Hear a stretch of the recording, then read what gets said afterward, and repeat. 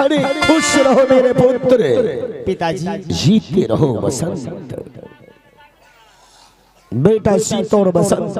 हाँ पिताजी। इस वक्त जो मैं तुम दोनों भाई को महल से सिंहदरबार तक बुलाया हूँ, बुलाने का एक कारण है बेटा। क्या कारण है पिताजी? बेटा हाँ पिताजी। आज तुम दोनों भाई के लिए इस महल में, इस उम्र में मैं मालिक आया हूँ तुम दोनों के लिए। पिताजी, माँ, जो माँ मर के स्वर्ग चले गए, क्या वो माँ फिर से जिंदा हो गया पिताजी? नहीं बेटा। फिर पिताजी माँ के बारे में बात कर रहे हैं। जो इंसान इस दुनिया संसार से छोड़कर चले जाते हैं वो कभी वापस नहीं आते। आज मैं उस माँ की सपना नहीं दिखा रहा बेटा,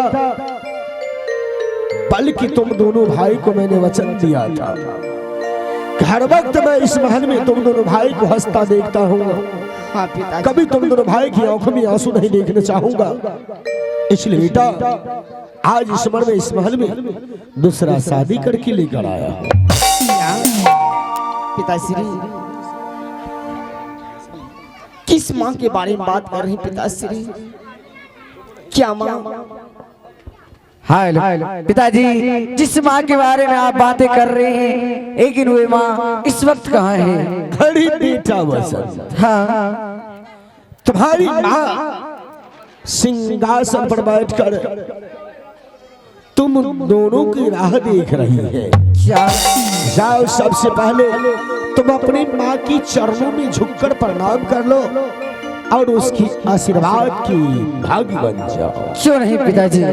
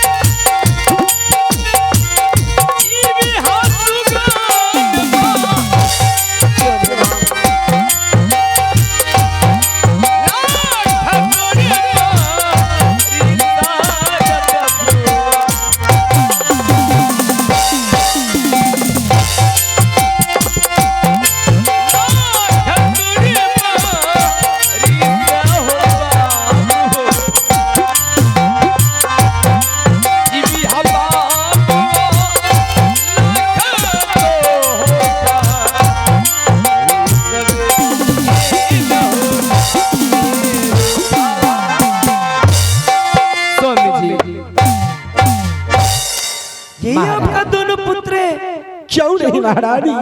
ये बताओ मेरे पुत्र का विचार कैसा है और देखने में कैसा है? बिल्कुल सुंदर है।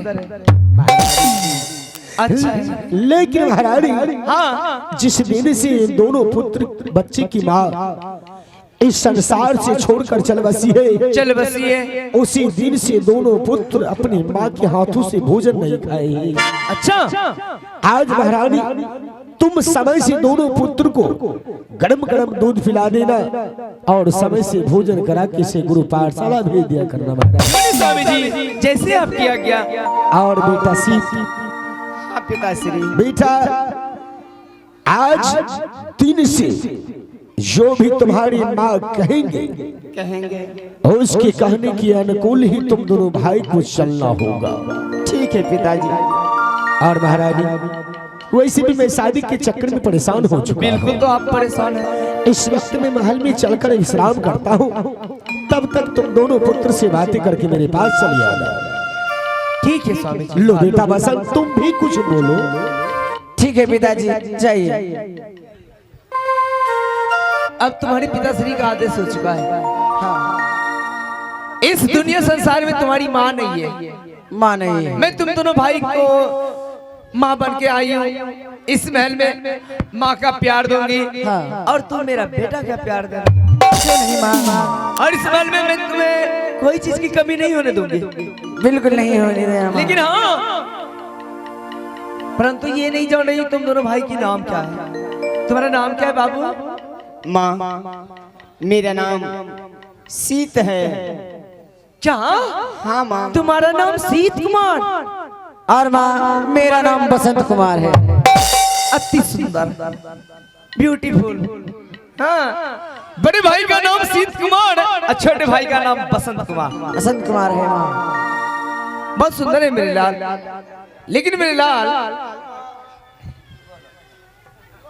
ये मैं क्या देख रही हूँ? इतना कपड़ा गंदा तुम दोनों भाई की।